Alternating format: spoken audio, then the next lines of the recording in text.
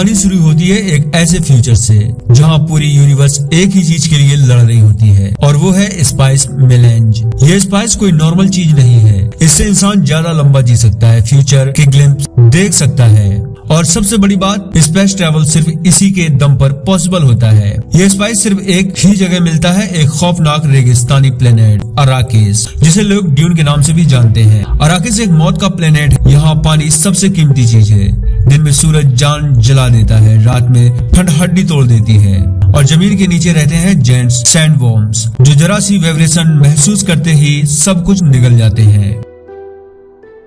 इस प्लेनेट पर कई सालों से राज कर रहा था हाउस हार्कोनेन, बेहद जालिम और लालची लोग। इनका सबसे डरावना चेहरा है ग्लोजू रब्बान, जो अराकिस के लोगों को टॉर्चर, लूट, डर से कंट्रोल करता है। लेकिन एम्परर सीक्रेटली एक चाल चलता है, वो अराकिस का कंट्रोल हराकन से छीनकर हाउस एड्रियर्स को दे देता है, जो इज्जतदार और नोबल घराना माना जाता है। ये गिफ्ट नहीं बल्कि एक डेड ट्रैप होता है। हाउस अट्राडिस का लीडर है ड्यूक लेटो। एड्रियर्स एक ऐसा रूलर सिर्फ पावर नहीं, लोगों का भरोसा चाहता है। उसका बेटा है पॉल, जो शुरू से ही अलग है।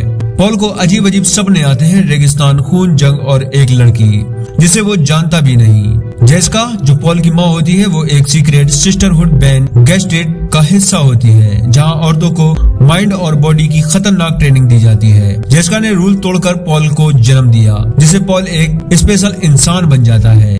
इसके बाद पॉल फीमेल से मिलता है, वो उसे बताता है कि मुझे सपने आते हैं, मैं डिजर्ट में एक लड़की को देखता हूँ, मुझे तुम्हारे साथ चलना है। वो फीमेल ड्यूकन होता है, जो एक योद्धा होता है। पॉल अपने डैड ड्यूक से वहाँ जाने की इजाजत मांगता है, लेकिन ड्यूक कहता है हमारे राज्य में बहुत ही बड़ा खतरा मंडरा रहा है और तुम उसके वारिस हो, कहीं नहीं जाओगे। पॉल अपने अंकल के साथ फाइट प्रैक्टिस करता है। उसके अंकल बताते हैं कि अराकिस लोग जो होते हैं वो इंसान नहीं जल्लाद है, तुम्हें तैयार रहना होगा। वहाँ पर रूल पहले हॉकिंस का था। अब एंट्री होती है WWE world heavyweight champion Batista की, जिसका नाम होता है रबान। वो बहुत गुस्से में होता है क्योंकि उसका बनाया गया राज ड्यूक को दे दिया गया। वहीं दूसरी तरफ जेसिका यानी पॉल की माँ, वो अपनी मैन औरत जो उनकी सरदार होती है बेन गेस्टिक की, उसके पास लेके जाती है ताकि उसके सामने उसका इलाज हो सके। वो उसका एक हाथ बॉक्स में डलवाती है और फोर्स करती है कि हाथ बाहर ना निकाले। पॉल बहुत ज्यादा दर्द महसूस करता है। कुछ देर बाद वो कहती है ये ठीक है। जेसिका उसको छोड़ने जाती है। वो बताती है कि ये नॉर्मल नहीं हो सकता, ये बहादुर वॉरियर बनेगा। इसके बाद एड्रियस फैमिली अराकिस पहुंचती है। ड्यूक लेटो समझ जाता है कि यहाँ सब कुछ रिस्की है। वो अराकिस के असली रहने वाले फीमेन के साथ दोस्ती बनाना चाहता है, क्योंकि फ्रीमैन ही इस प्लेनेट के असली मास्टर है। ड्यूक धीरे धीरे पता चलता है कि हार्कोनेन ने जाते जाते अराकिस की स्पाइस प्रोडक्शन को सबोटेज कर दिया है। वहाँ के लोग पॉल का मसीहा मानते हैं। इधर पॉल के विजन और स्ट्रॉन्ग हो जाते हैं। वो स्पाइस के कांटेक्ट में आकर फ्यूचर को और ज्यादा क्लियर देख सकता है। लेकिन तभी पॉल पे कोई फेयरमैन हमला कर देता है। ड्यूक बहुत ज्यादा गुस्सा होता है। अराकिस के जो राजा होते हैं वो उसे ढूंढने को कहते हैं। इसके बाद हेलेना को दिखाया जाता है। वो हार्कोन के किंग के पास जाती है और कहती है कि जेसिका मेरी बेटी है, इस हिसाब से उसे और उसके बेटे को जिंदा छोड़ा जाए। ड्यूक से कोई लेना देना नहीं है, उसे मार सकते हो क्योंकि हार्कोन अराकिस पे हमला करने वाले होते हैं। ड्यूक अपने सभी साथियों के साथ मिलकर स्पाइस को माइन करने के लिए तैयार करता है। ड्यूकन वहाँ आ जाता है। वो बताता है कि स्पाइस यहाँ हमारी सोच से ज्यादा है, लेकिन हार्कोन यहाँ बहुत खतरनाक है, वो डेमंस है। तभी वहाँ एक फार्मर आती है। वो ड्यूक से कहता है कि तुम यहाँ से चले जाओ, तुम सिर्फ माइनिंग करते हो और हमें मारने के लिए छोड़ देते हो। ड्यूक उसे कहता है तुम्हारी सुरक्षा की जिम्मेदारी मेरी है। वो सब माइनिंग के लिए रेडी होते हैं। वहाँ फ्रीमैन की डॉक्टर काइंस आती है। वो ड्यूक और पॉल को ड्रेस चेक करती है, वो ठीक है या नहीं। फिर वो माइंस की तलाश में निकल पड़ते हैं। वो सब खनिज के पास पहुंच जाते हैं। तभी उनके कुछ कीड़े दिखाई देते हैं। डॉक्टर काइंस बताती है कि ये कैनिवाल के हमले का संकेत देते हैं। कैनिवाल वही सैंडवॉक जेंट मॉन्स्टर टाइप कीड़ा होता है जो पूरी की पूरी मशीन निकल जाए। वो वहाँ से मशीन उठाते हैं, लेकिन क्रू का एक एंकर टूट जाता है, जिस वजह से मशीन नहीं उठ पाती। ड्यूक कहता है सभी लोग अपनी जान बचाओ, खनिज फिर कभी निकालेंगे। उसी वक्त पॉल को विजन आता है। वो बेहोश होने लग जाता है। तभी उसका अंकल उसे लेके भागता है। उसी रेस्क्यू मिशन के दौरान पॉल पहली बार जेंट सैंडवॉर्म यानी कैनिवाल को देखता है, एक भयानक पहाड़ जैसा क्रिएचर जो पूरी मशीन को जमीन के अंदर खींच लेता है। पॉल समझ जाता है कि अराकिस सिर्फ प्लेनेट नहीं, एक जिंदा मॉन्स्टर है। ड्यूक कहता है हार्कोन ने सब स्पाइस पहले ही निकाल ली है। काइंस कहती है नहीं, स्पाइस यहाँ पर बहुत है। पॉल अपनी मॉम से बताता है कि मिशन के दौरान मैंने उस लड़की को फिर से देखा, उसने मुझे किस की और खंजर मारकर चली गई। और मैंने एक पवित्र खंजर देखा और आप माँ बनने वाली भी हो। वहीं दूसरी तरफ हार्कोन अपनी फौज को जोरों से तैयार कर रहे होते हैं। ड्यूक को अंदाजा हो जाता है कि उन पर हमला होने वाला है। वो जेसिका से अपने बेटे का ख्याल रखने के लिए कहता है, लेकिन वो टाइमिंग गलत जज कर लेता है। एक रात अचानक हार्कोनेन और एम्परर की आर्मी आर्केस पर टूट पड़ती है। वो ड्यूक की गार्ड्स को मार देते हैं। ड्यूक उसके पास जाता है, तभी उसे शूट कर दिया जाता है। एटीएस की सील्ड टेक्नोलॉजी बंद कर दी जाती है। एटीएस और हार्कोन के बीच जबरदस्त फाइट शुरू हो जाती है, लेकिन हार्कोनेन उन पे भारी पड़ रहे होते हैं। डॉक्टर यू ड्यूक को बताता है कि उसकी वाइफ को हार्कोनेन ने बंदी बना लिया है, इसलिए उसने ड्यूक के साथ गद्दारी की। वो ड्यूक के मुंह में एक नकली टील लगाता है जिसमें जहरीली गैस होती है। उसे ड्यूक हार्कोनेन से खुद को बचा सकता है, या उसके लीडर को मार सकता है, या खुद भी मर सकता है। इसके बाद शहर तबाह हो जाता है। ड्यूक लेटो को पकड़ लिया जाता है, साथ में जेसिका और पॉल को भी। कैसे भी करके फीमैन वहां से बचकर भाग जाता है।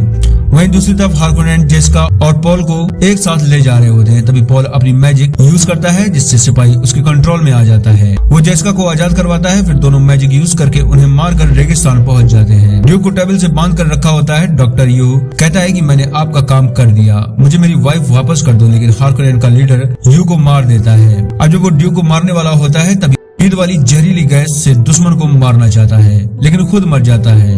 हार्कोनेन के लोग भी काफी ज्यादा जख्मी हो जाते हैं। वो सोचते हैं कि ड्यूक का वंश खत्म हो गया है, लेकिन यहीं से मूवी में असली सर्वाइवर स्टार्ट होता है। माँ बेटा रेगिस्तान में भटकते हैं। पानी की हर बूंद प्रीशियस होती है। सैड मॉम से बचना, वाइब्रेशन कंट्रोल करना, हर कदम संभल कर चलना, वरना सैड मॉम आ जाएगा। वहीं पे पॉल का विजन आता है। उसे वही लड़की दिखाई देती है। वो एक वॉर में होता है, खुद युद्ध लड़ता है और चारों तरफ उसकी जय जयकार होती है।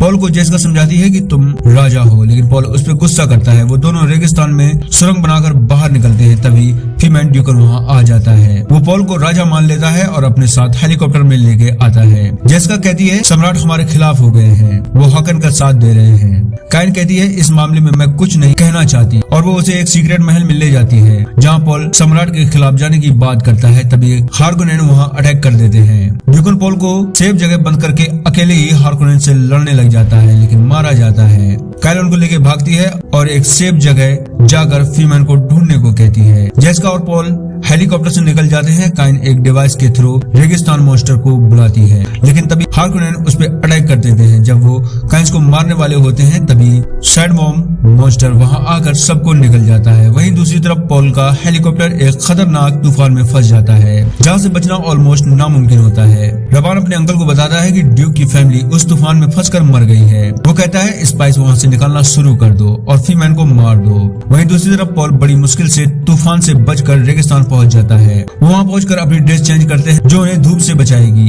वो फीमैन की तलाश में निकल पड़ते हैं। भूख, प्यास, तेज धूप, सर्वाइवल मुश्किल हो जाता है। रास्ते में उसे विजन आता है, जहां उसे वही लड़की उसका हौसला बढ़ाती है। वो फीमैन के ठिकाने तक पहुंच जाते हैं। पॉल डिसाइड करता है कि हमला रात में करेंगे, जैसे फीमैन करते हैं। अब जब रात होती है, रेगिस्तान का मॉन्स्टर सैंडवर्म उन पे अटैक करता है। वो वहां से दौड़कर चट्टानों पे चले जाते हैं, जिस वजह से मॉन्स्टर वापस चला जाता है। वो आगे बढ़ते हैं, तभी कुछ फीमैन उन्हें घेर लेते हैं, लेकिन जेसिका और पॉल अपनी पावर से कंट्रोल कर लेते हैं।